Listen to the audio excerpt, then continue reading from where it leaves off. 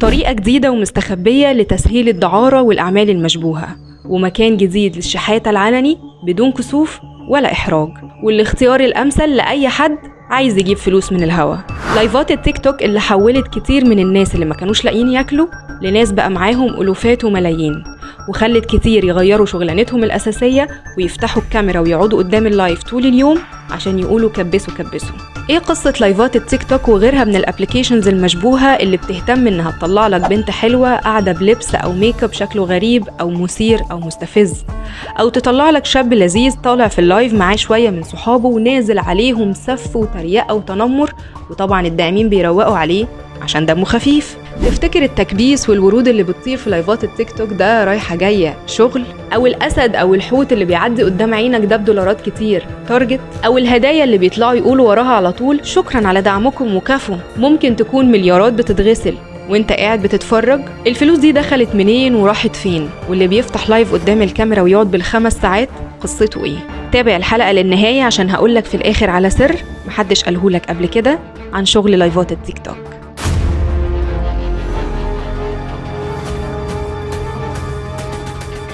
أهلا بيكم. الفيديو ده مش لأي حد، الفيديو ده لأي حد فتح تيك توك في يوم من الأيام وقعد يتفرج على ستريمرز بيسهروا بالساعات وناس بتبعت لهم هدايا بمبالغ مجنونة. ممكن تقول عادي، تشجيع، تسلية، مفيهاش حاجة، بس السؤال ليه في ناس ممكن تشحن بآلاف الدولارات لناس ممكن يكونوا ما يعرفوهمش أصلا؟ وليه في ناس بتفتح لايفات بال10 ساعات كاملة عشان يطلعوا يقولوا للناس كبسوا ودعموني؟ في جانب تاني أعمق من مجرد ترفيه أو شهرة، في مافيا، في ناس بتستغل نفس النظام عشان تغسل فلوس، في فلوس مخدرات بتدخل من هنا وتطلع أرباح شرعية من هنا. في الفيديو ده هوريلك إزاي وردة صغيرة أو أسد طاير في لايف ممكن يكون وراهم مليارات بتتغسل وانت مش واخد بالك. استعد، لأن اللي هتسمعه دلوقتي ممكن يخليك تفكر مرتين قبل ما تبعت هدية أو تفتح لايف. الأول تعالى نفهم اللعبة. تيك توك مش بس ابليكيشن رقص وضحك وترفيه، لا، عنده نظام اسمه الهدايا الافتراضية. ببساطة أي حد فاتح لايف ممكن الناس تبعت له هدية، وردة، تاج، أسد، مش مهم شكلها ايه، المهم ان كل هدية من دول وراها فلوس حقيقية. انت بتشتري حاجة اسمها كوينز او دايموندز، دي عملة التيك توك الافتراضية، بتدفع من فيزتك او محفظتك تبعتها للستريمر، الستريمر يرجع يسحبها تاني بالدولار او باليورو او باي عملة. طب ليه الناس بتبعت الهدايا دي اصلا؟ في ناس بتبعتها عشان تدعم صاحب المحتوى، عايزة تفرحه، تقوله انت مهم، وفي ناس بتحب اسمها يطلع على الشاشة قدام الالاف، فلان بعت $100. تيك توك نفسه مش بيدي الهدايا دي ببلاش، ده بياخد عمولات ضخمة ممكن توصل لنص المبلغ. يعني انت لو بعت لصانع المحتوى $100 ممكن يوصل له منهم $50 او اقل، والباقي في جيب التيك توك. يبقى باختصار عندك عملة رقمية، تحويل اونلاين، ملايين الهدايا، ملايين المستخدمين، ومفيش رقابة. اظن باين ليه الموضوع مغري، ولسه اللي جاي اخطر. طيب دلوقتي السؤال اللي بينط في دماغ اي حد عاقل، مين المجنون اللي ممكن يدفع آلاف الدولارات لحد ما يعرفوش؟ وليه ممكن يعمل كده؟ الحقيقة مش كل اللي بيبعت هدية على لايف تيك توك مجنون، في ناس بتعتبرها شو، من مبدأ شوفوني، بصوا انا غني ازاي ومش فارق معايا الفلوس، بيشتري مكان في الكومنتات، فلان بعت $100، فلان ملك الهدايا، وطبعا الستريمر يقعد يجيب في اسمه ويشكره طول اللايف. في ناس كده بتحب تشوف نفسها مهمة وسط الناس حتى لو على مفيش، في علم النفس بيسموها إدمان الظهور. الناس بتحب تتصور وسط لايكات، هدايا، ستريمر يرد عليه ويقول له انت الأسطورة. في ناس تانية بتدفع عشان تثبت نفسها قدام الداعمين، انا اكبر داعم، مفيش حد اكبر مني، يعني شغل ايجو كده. بس في جزء اخطر، الناس دي ممكن تكون مش بس جمهور عادي، الناس دي ممكن تكون حسابات مزيفة، ناس شغالة لحساب حد تاني بيدفعوا هدايا بمبالغ ضخمة، مش تشجيع، لا، بيغسلوا الفلوس. تخيل بقى اللي انت بتشوفه لايف خفيف ومضحك ممكن يكون ورا الستريمر مافيا كاملة بتشحن وتسحب، ولسه ده ولا حاجة قصاد اللي هحكيهولك دلوقتي. تعالى بقى ندخل في الجد. تخيل معايا السيناريو ده خطوة بخطوة. في شخص أو عصابة عندهم ملايين جاية من تجارة ممنوعة، مخدرات بقى، نصب، سلاح، أي حاجة من الحاجات دي. المشكلة إن الفلوس دي مش نظيفة، ما ينفعش تدخل البنك بسهولة. يعملوا إيه؟ يختاروا أسهل مسار، لايفات التيك توك. اول خطوه يشتروا كوينز، يحولوا الاف الدولارات لعمله رقميه داخل التيك توك. تاني خطوه يعملوا حسابات وهميه او يتفقوا مع ستريمر اصلا تبعهم. تالت خطوه الحسابات دي تبعت هدايا على اللايف كانها دعم او تبرع عادي.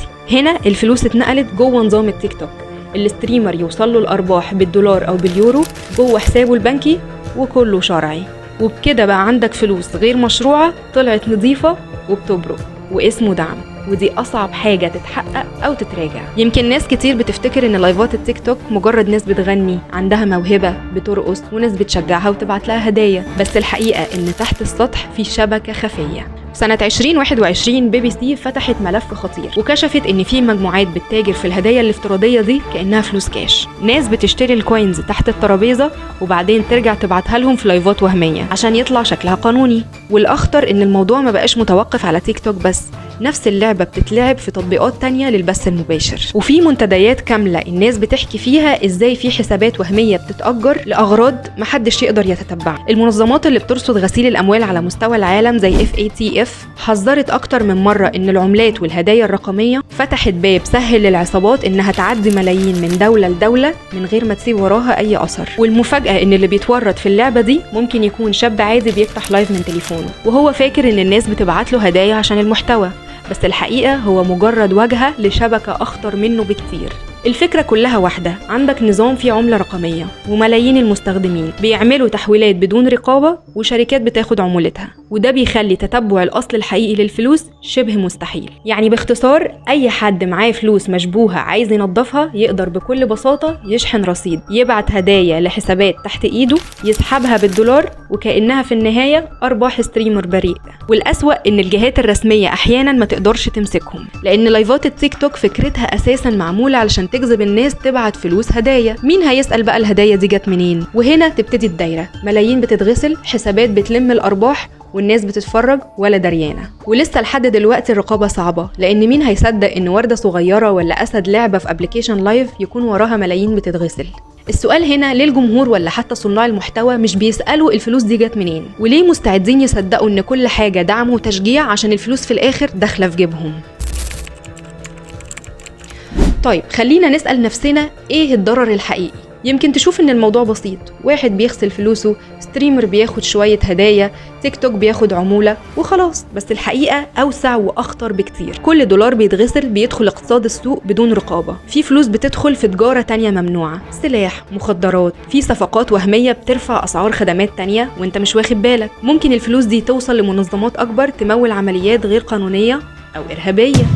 تخيل إن في تقارير رسمية من الأمم المتحدة قالت إن غسيل الأموال بيوصل سنوياً ل2 تريليون دولار، يعني جزء ضخم من الاقتصاد العالمي بيتحرك في المداري من غير ما تاخد بالك. والمشكلة إن اللي بيغسل ملايين وجوه لايف التيك توك بيبقى جزء من شبكة أكبر منه بكتير، شبكات إجرامية بتستغل الشباب الصغير اللي عايز يتشهر، بتشتري هدايا، بتوزع أرباح. والضحايا هنا مش بس الناس اللي بتدفع، ده كمان الناس اللي ممكن تكون بتساهم وهي مش واخدة بالها زيك كده. عشان كده كل لايك، كل هدية، كل دقيقة بتقضيها قدام لايف شكله تافه، انت مش بتتسلى وبس، انت ممكن تكون بتشارك في غسيل ملايين وانت مش واخد بالك. والقصة هنا مش خيال ولا مبالغة، دي حقيقة وحصلت وبتحصل كل يوم. وعشان نربط الكلام بالحقائق، الحلقة الجاية هتكون أخطر جزء في الحكاية. هنتكلم عن قصص حقيقية، فضايح كبيرة اتحققت واتكشفت قدام الناس. هنعرف عن العصابات اللي بتتحرك في السر، والشباب اللي بتفتح لايف وبيشتغلوا لحساب العمليات دي، وازاي بعض الشركات بتغطي على اللي بيحصل وبيكسبوا من ورا ناس زينا. مش بس كده، هنعرف انت ازاي كمتفرج او صانع محتوى ممكن تقع ضحية من غير ما تاخد بالك، وازاي تحمي نفسك وتعرف ان الفلوس دي كلها مش بريئة. لو عايز تفهم اللعبة من جوه وعايز تشوف الحقيقة بالارقام، ما تفوتش الحلقة الجاية.